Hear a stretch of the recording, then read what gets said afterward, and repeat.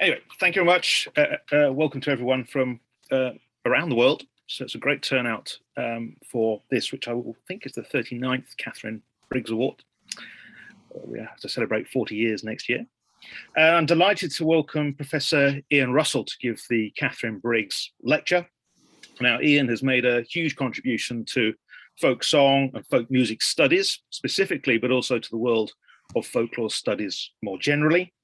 He is internationally known both for his own field research over 4 decades or more, but also as a kind of mover and shaker and organizer in the international world of ethnomusicology, folk music, and folk song. He was director of the Elphinstone Institute from 1999 to 2014, and he has published widely and indeed collaboratively over the decades, a huge body of really extraordinary field work and research analysis, fantastic body of work. And Ian is also currently on the Folklore Society committee. So it's an absolute pleasure to welcome Ian, and we do thank him for coming to give a talk. And I'll now hand over to Ian, who's going to talk about Peace Over the World, Christmas caroling in the Hope Valley. Over to you, Ian. Thank you, Owen. I will endeavour to share my screen. Owen, can you see that okay? Yeah, all good. Right, okay. Well, let's put the show on the road then.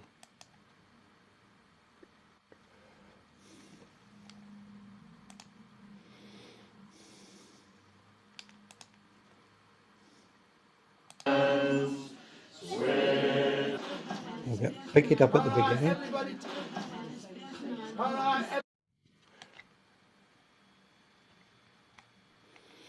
The volume is fine as well, Ian. Yeah, it's okay. That was... Everybody turn and face brother. Brothers over there. Peace of the world, please. Peace of the world, their olive branch extends, and white robed innocence from heaven descends. Swift fly the years, and rise the expected morn. Oh, spring to life, the auspicious baby born. Swift fly the years, and rise the expected morn. Oh, spring to life, the auspicious baby born. Well, that was Peace O'er the World, the first verse, recorded at the George Hotel, Castleton on Sunday, the 8th of December 2019, the last time it was sung in public. The text can be found on broadsides, and it's drawn from Alexander Pope's extensive poem Messiah, first published in 1712. The tune by Richard Furness of Eyam, and we think it was written round about 1820. For well over 2.5 centuries, the performance of distinctive carols has been a feature of the seasonal holiday of Christmas in villages in the Derbyshire Hope Valley. This district, which lies 12 to 20 miles southwest of the city of Sheffield, is a wide rural valley separating the gritstone moorland of the Dark Peak to the north from the limestone dales of the White Peak to the south. It comprises a number of settlements, most of which have had and continue to maintain a vernacular Christmas carolling tradition. These include Sparrowpit, Castleton, Hope, Bradwell, Bamford, Foullow, Eyam, Grindleford, Froggatt, Stony Middleton and Hathersage. Now this evening I will concern myself with the 4 main active traditions, which are Castleton, Foullow, Eyam and Hathersage, and I won't be including Bamford, although it might well be added as it has undergone a successful revival during the past few years. In contrast to monodic examples of carols, that is, carols that consist of a melody line only, such as God rest ye merry gentlemen, which were performed solo and recorded by folk song collectors in the late 19th and early 20th century, these carols from the Hope Valley and the manner of their performance are wholly dependent on group interaction. They are characterised by part singing and represent a distinctive repertoire that until recently was largely undocumented and unrecorded.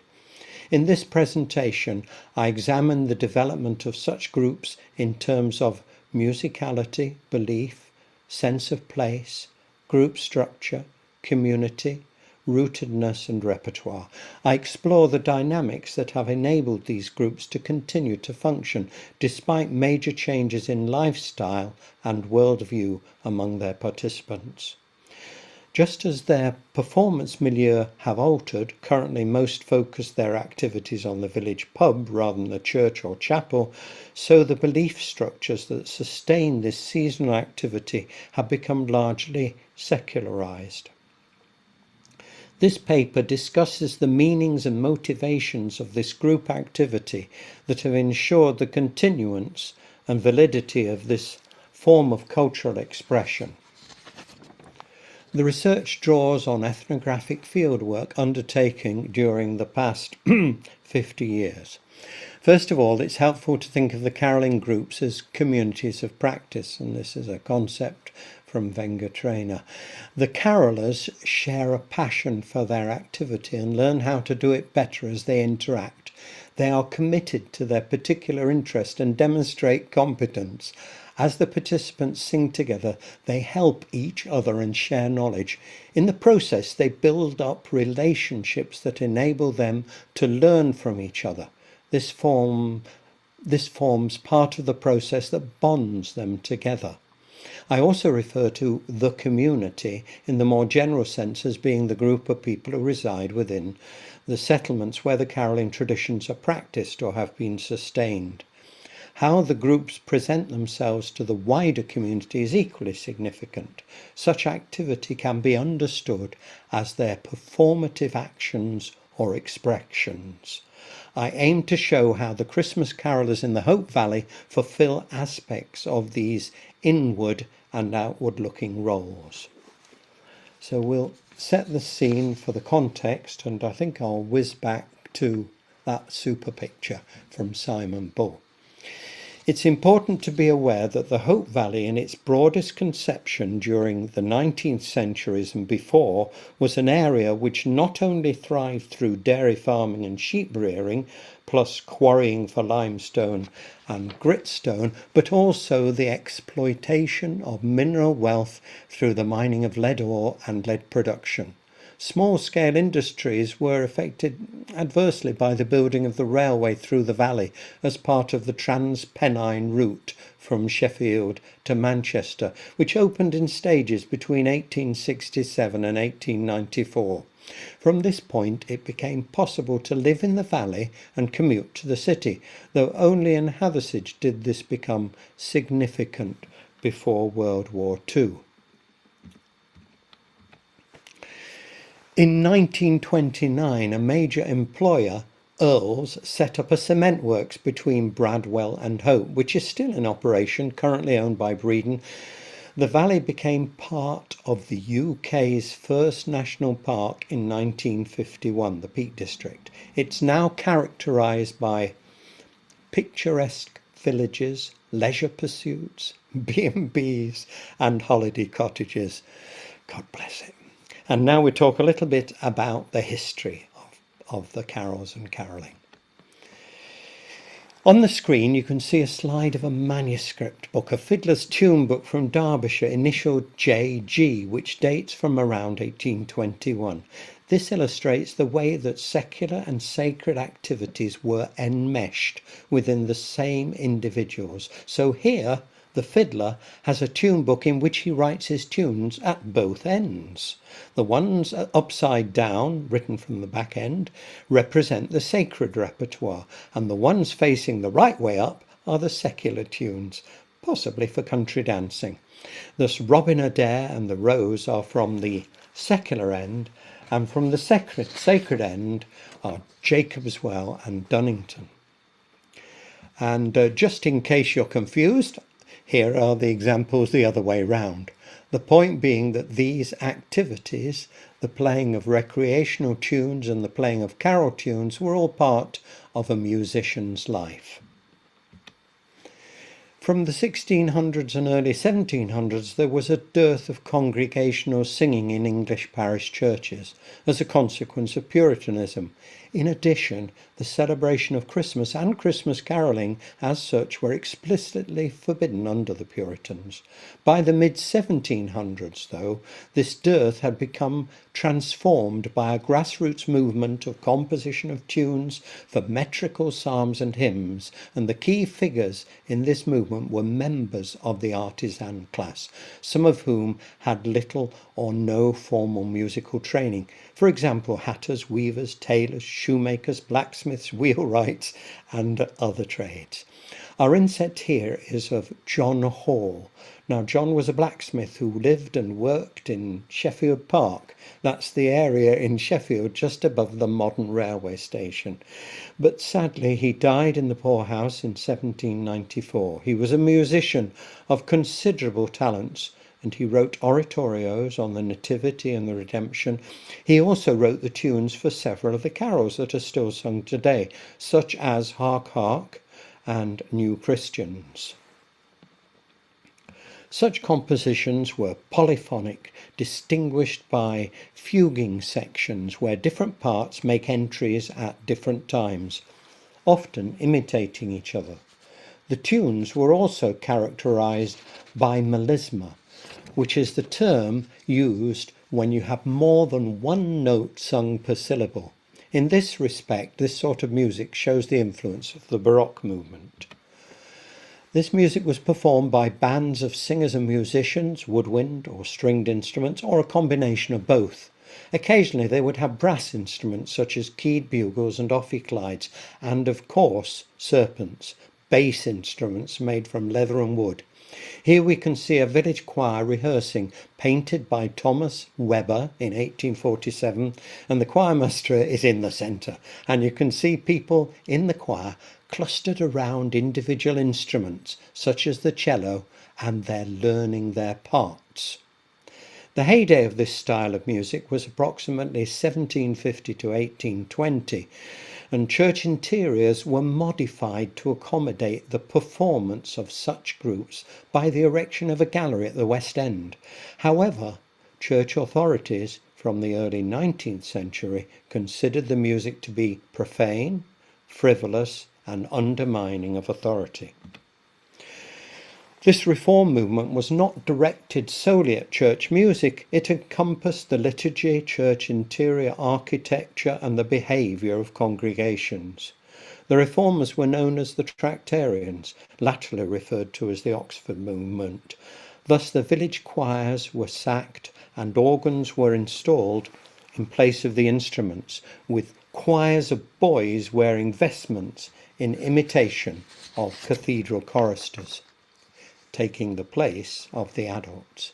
By the time of the publication of the first mass-produced hymn book in 1861, Hymns Ancient and Modern, such music had been eradicated almost entirely from official places of worship. But people cherished this music and reserved its use for the singing of Christmas carols around their neighbourhoods, often accompanied by instrumentalists descended from the redundant church bands. The reason for the wide distribution of the words of the carols lies with the popularity of street literature sold by chapmen.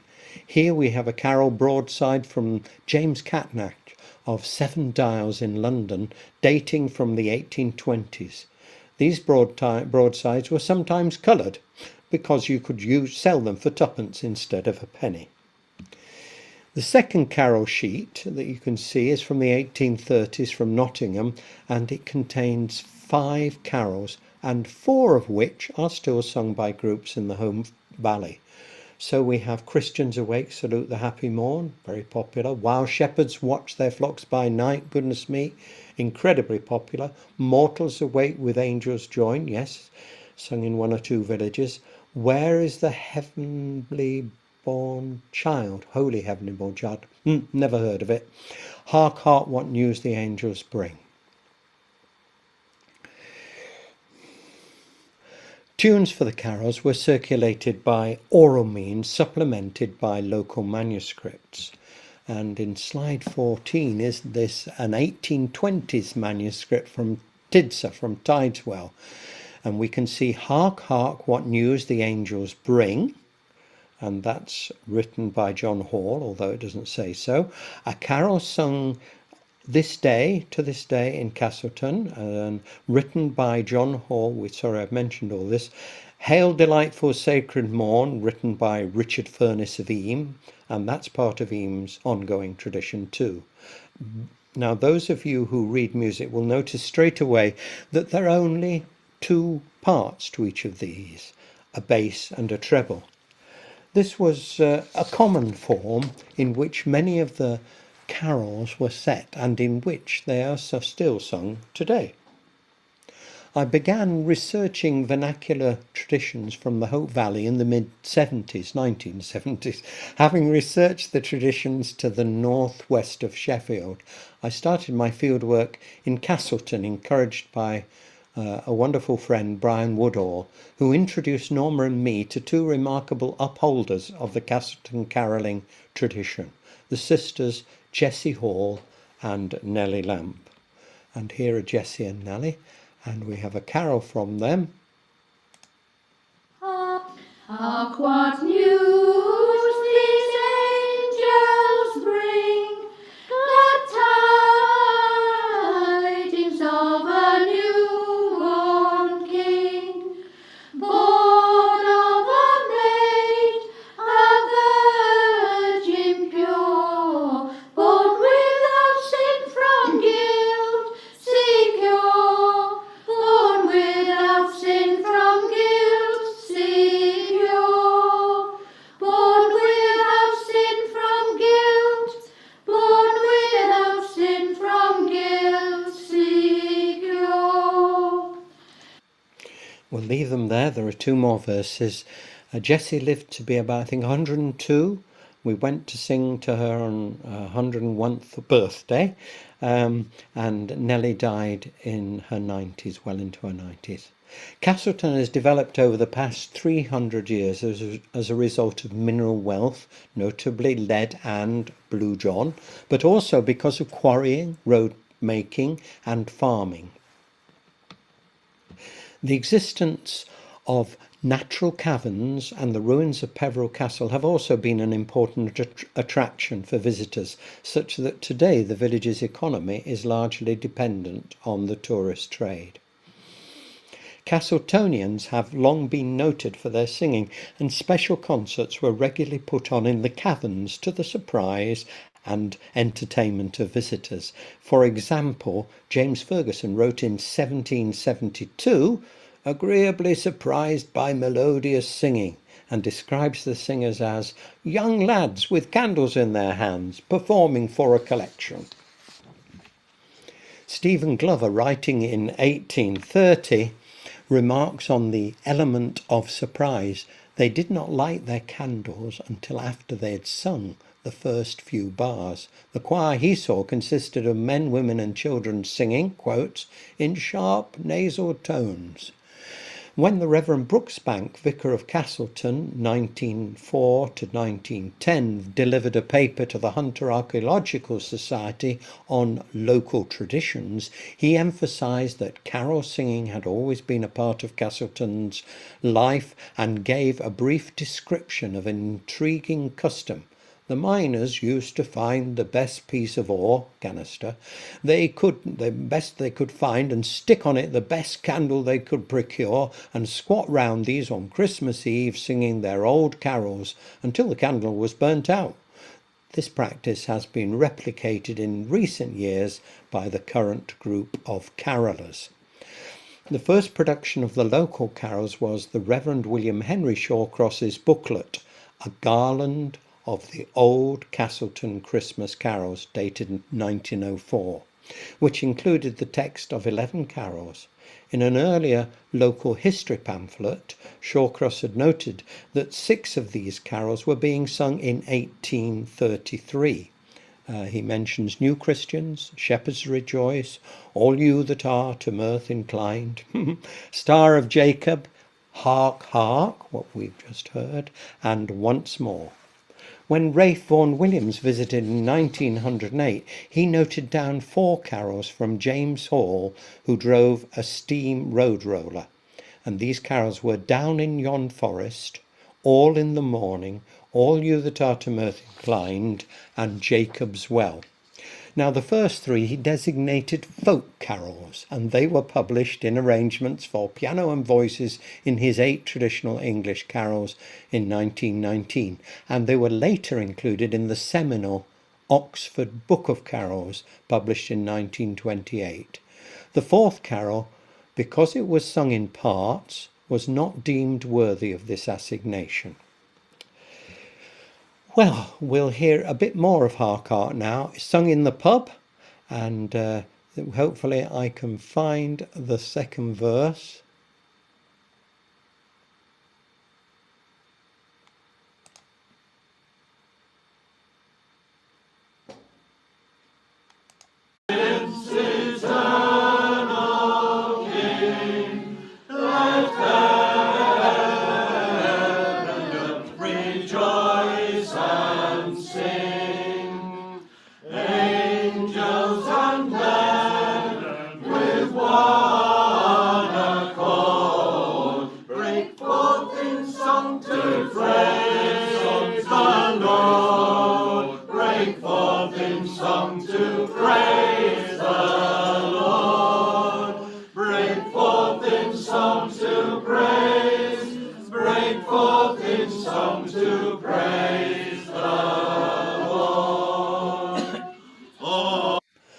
And you can hear quite clearly how the 2 parts there interact.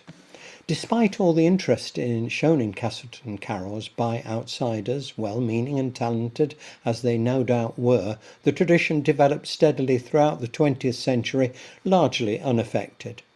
The current practice includes a carol celebration hosted by the Peveril Centre, formerly the Methodist Church, and the annual pub sing, usually in the George Hotel, on a Sunday evening in mid-December.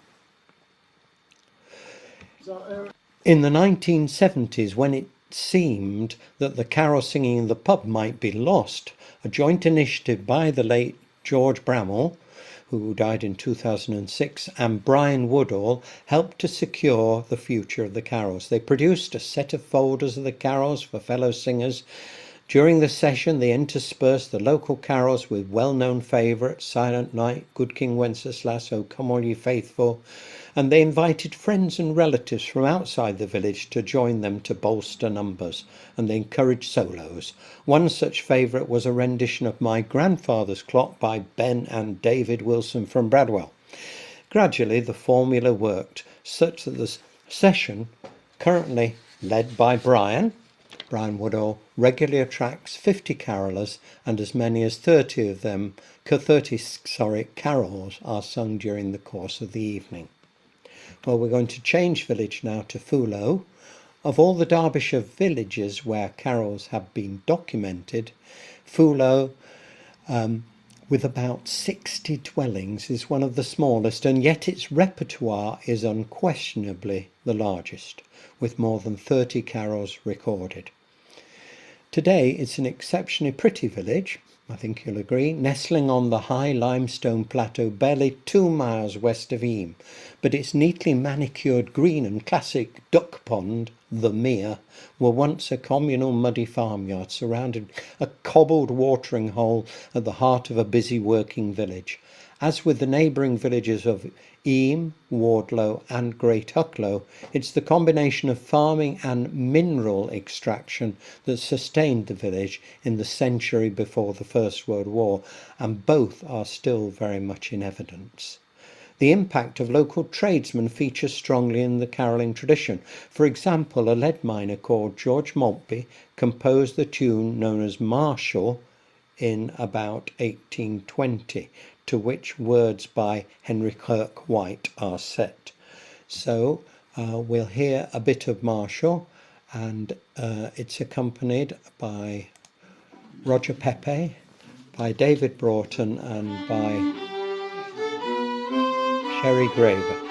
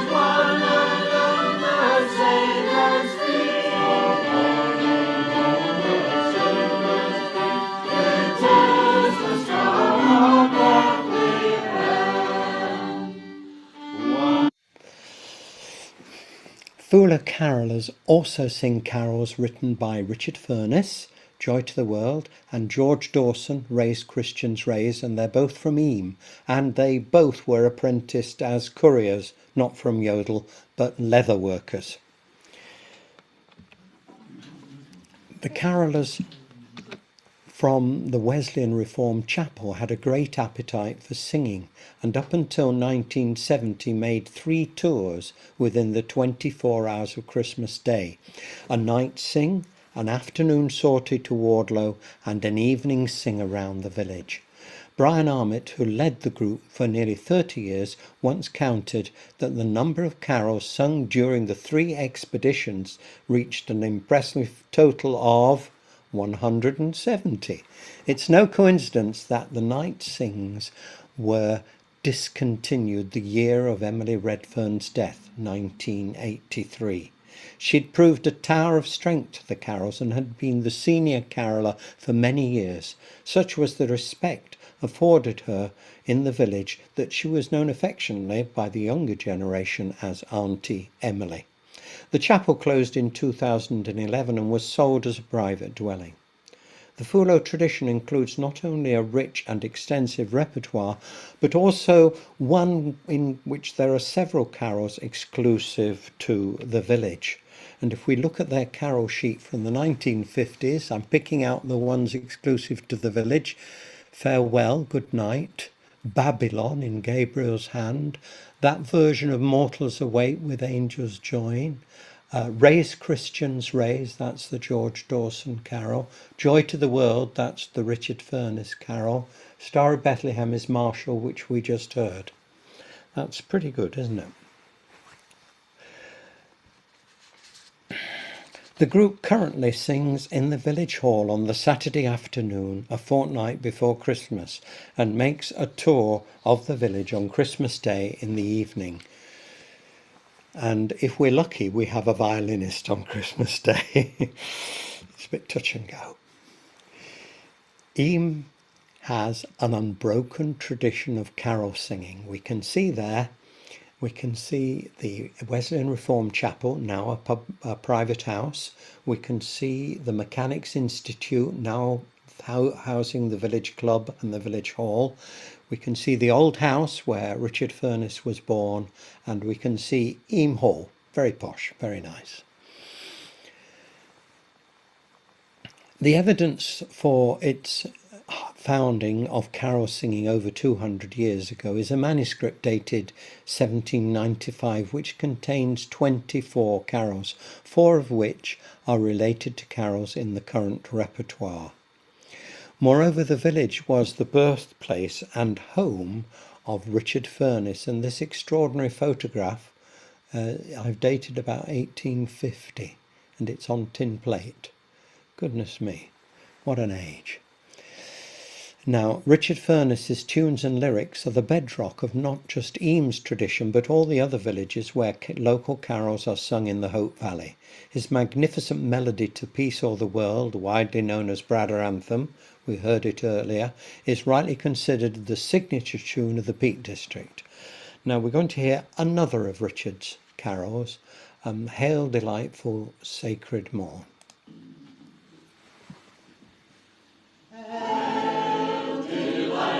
Sacred morn, happy was the Saviour born. Chant we sweetly, chant we sweetly, chant we sweetly, chant we sweetly, chant we sweetly, glory does to God belong. Chant we sweetly, smooth and strong. Glory does to God belong. There we are, a splendid carol. Richard Furness was very much 18th century man, a man out of his time. Now, much has been written about Eyam and its association with devastating outbursts of plague in 1665, but the village's subsequent history is also of interest. Like Castleton, it was a significant centre for lead mining, and the regulatory body, the Barmoot Court, met in the village. In the 19th century, there was a thriving leather industry and a cottage industry of stocking knitters operated in the district. Quarrying at nearby Stony Middleton became the principal local industry in the 20th century. Eyam was also a village that promoted workers' education, and a branch of the Mechanics Institute was founded in 1834. You've seen the photo. Although the association of the church with local carol singing was strong at the time of Richard Furness, the mantle passed to the nonconformist, whose members at both Methodist and Wesleyan Reformed chapels sustained the tradition right up until the 1970s. The former village brass band also played its part by incorporating several of the local carols into its repertoire and touring the village on Christmas Day, especially between the two world wars. Two villagers, we've got someone unmuted, two villagers particularly prominent in their support of local carol singing were Clarence and Cecily Daniel. Clarence researched and wrote several carols about Richard Furness and the Eyam carols, and Cecily ensured that the singing was sustained, albeit by a small group of ladies who sang in private in the Wesleyan Reformed chapel above the square. As a result of a carol workshop held in the Mechanics Institute, with which Cecily helped in 1997, a fresh start was made with the support of local people and carol enthusiasts from outside the village, and this resulted in an outing around the village the following Christmas. And this has been kept up and built on over the subsequent years. Now the group meets regularly and consists of at least 30 singers, and all the parts get sung.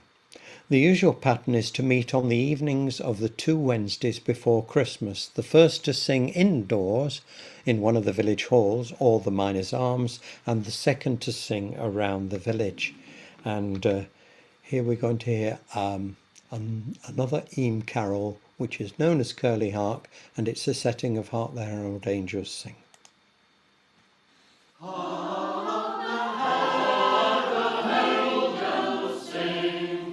Glory to the new born King.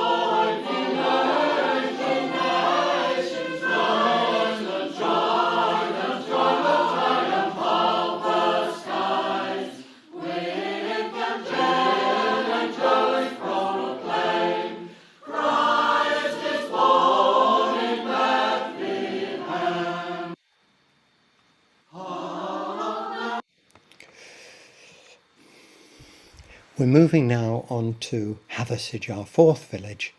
Now, in the 19th century, this was very much an industrial village with a thriving wire industry, employing 200 workers at the time of the 1851 census, as well as a smaller quarrying industry that produced millstones and gritstones.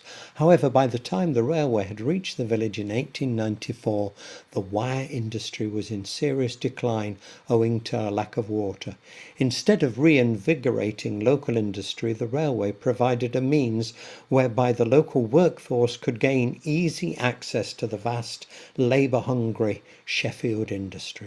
It also made Hathersage an attractive place to which to move and from which to commute for Sheffield business folk. This trend continued throughout the 20th century and continues today. The other major element is tourism, based around outdoor activities including rambling, hill walking, rock climbing and mountain biking. Unlike the situation in Fullow and Deam, the local carols did not feature strongly among the various religious groups, which also included Roman Catholics. But rather it was nurtured and celebrated in the village pubs and by the brass band, not unlike the situation to the north and west of Sheffield. From about 1970, a group of younger residents, some of them new to the village, determined to reinvigorate the tradition. They involved several older people who obviously enjoyed such communal singing and knew the repertoire. They produced a word sheet of the carols to encourage participation, and they organised occasions for carolling during the week before Christmas, moving to a different pub on different nights to attract support. The initiative caught the mood of the time. Their singing quickly achieved wide recognition and they became known as the Little John Singers, after the pub they first sang in. They chose deliberately not to become a formal choir, eschewing rehearsals and a conductor, preferring to enjoy the singing of the carols as it had been practised in the past, by participants learning the carols and singing the parts by ear. They also quickly realised the potential of the carol sheets to encourage participation and generate funds. In fact, every Christmas since that time, they've raised many hundreds of pounds for local charities.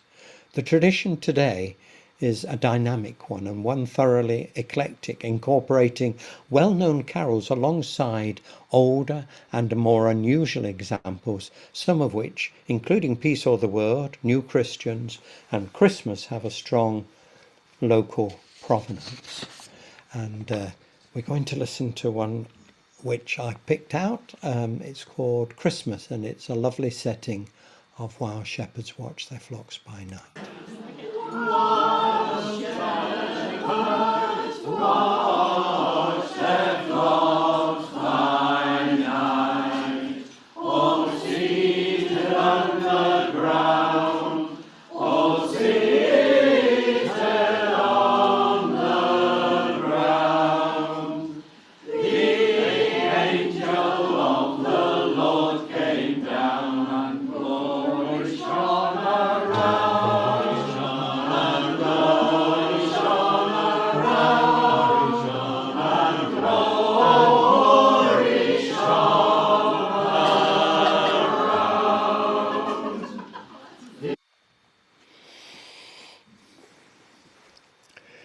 As with other related carol singing traditions, the repertoire also includes examples of a glee, an anthem, customary songs, favourite hymns, as well as a hunting song, and the main criterion of selection being that they are accepted and enjoyed as part of the Christmas festivities. New carols have also joined the repertoire, while others have slipped out of use. Now I'm going to talk a little bit about the dynamics of carolling. There is no doubt the commitment and passion that many of the carolers have towards their shared traditions of carolling. Whether carolers have moved, whether they sing in a pub or around their community. And I've got here a quote from Bill Brooks, who played the fiddle for Fullow carolers, and he explains his unswerving loyalty. Over the years we went, come hail, come thunder, come snow. We never missed. I've walked across the top of a wall through the snow and not known it was there. We've walked through middens, muck heaps, and not realised where we were going. It was so dark. And we've sung to shippons, cow sheds, and not realised it wasn't a house until we heard the moo of a cow.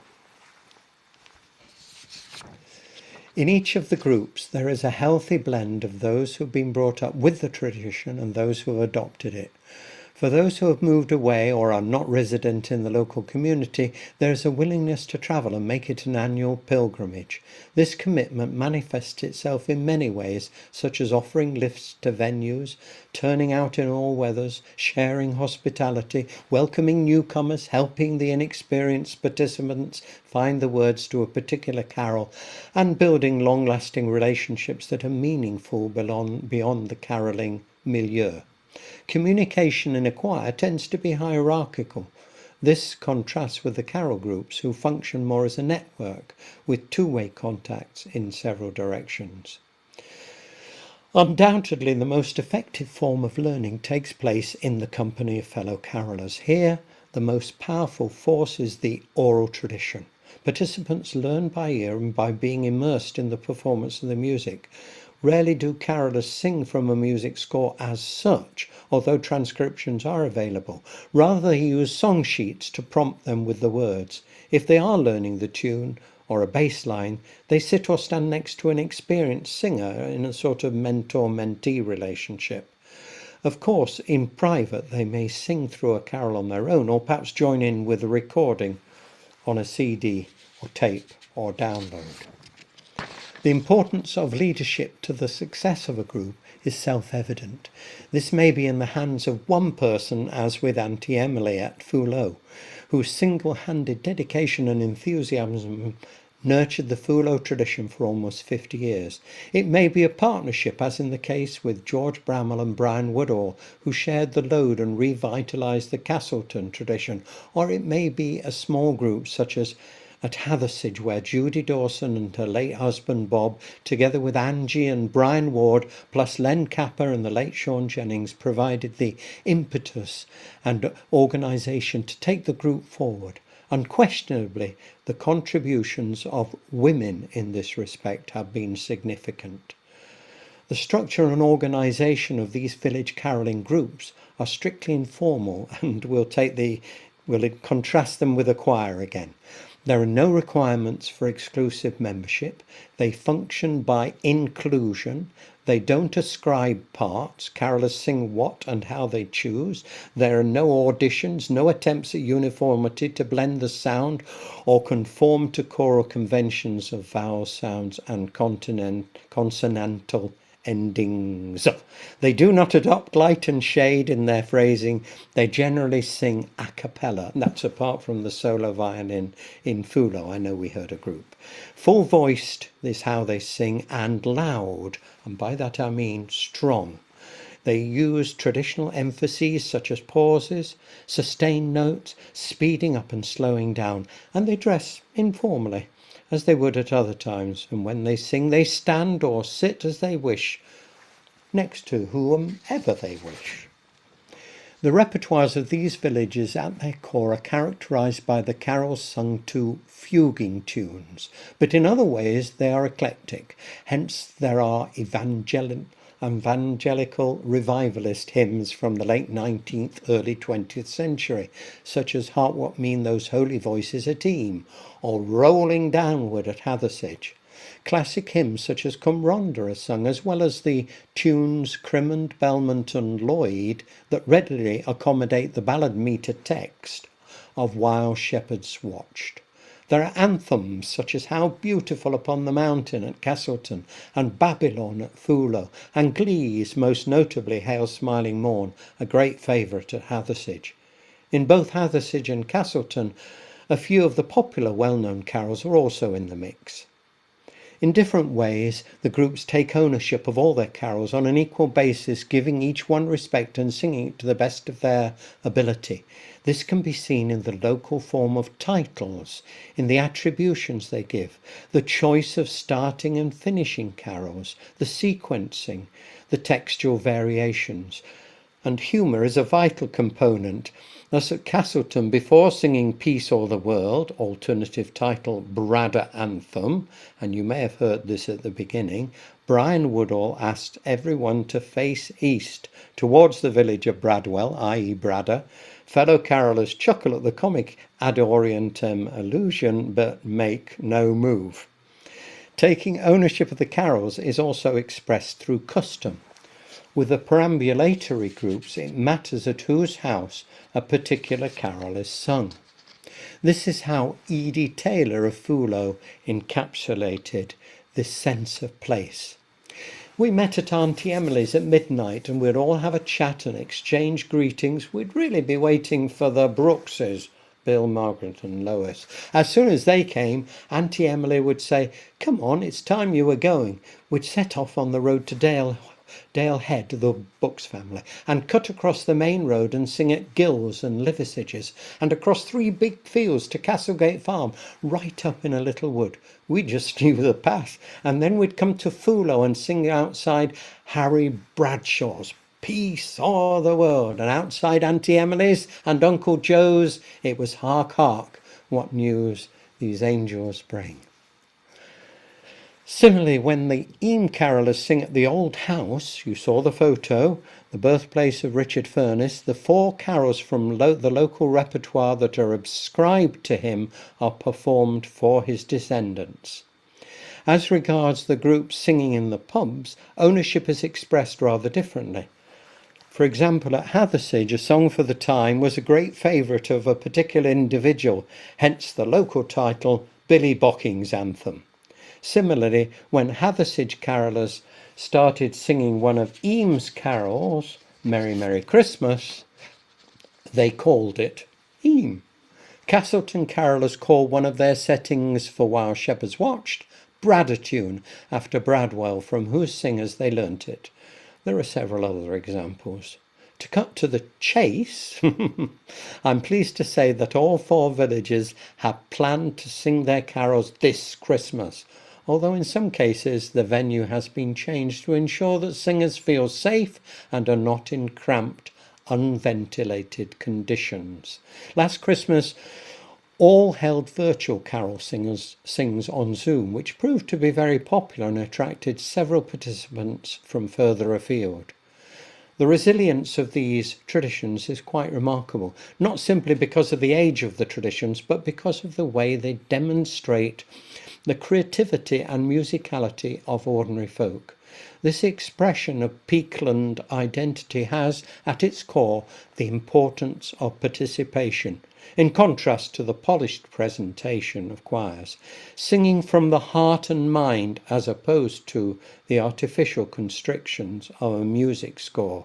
It's an example of a grassroots cultural and spiritual legacy that has been embraced, cherished, and shared by local people, as opposed to the censure of a musical and ecclesiastical hierarchy that would prefer to see it marginalised or forgotten. Well, to finish on an optimistic note, here we're having a final carol from Hathersage, Hail Smiling Morn.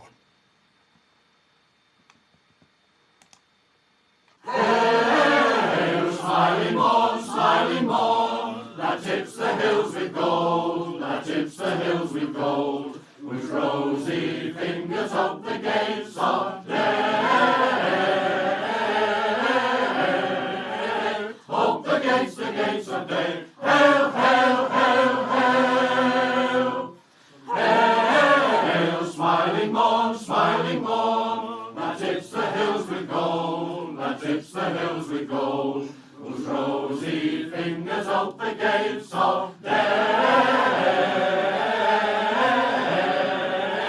Hope the gates of day. Hail, hail, hail, hail. Who the gay face of nature doth unfold, who the gay face of nature doth unfold, at whose bright presence darkness flies away, flies away, flies away, flies away, flies away. Darkness flies away, darkness flies away.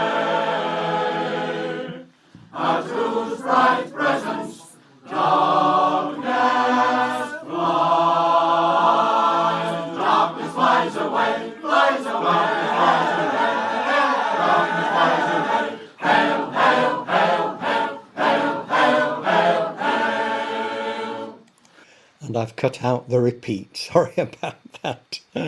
Some people will be cursing. So I'll stop the share, and thank you all very much for listening. And back to you, Owen. Thank you very much, Ian. That was both enjoyable and fascinating exploration of local tradition. And I'm personally fascinated by the links. So a round of applause now for Ian. He can unmic or do it by shake your hands or thumbs up or whatever.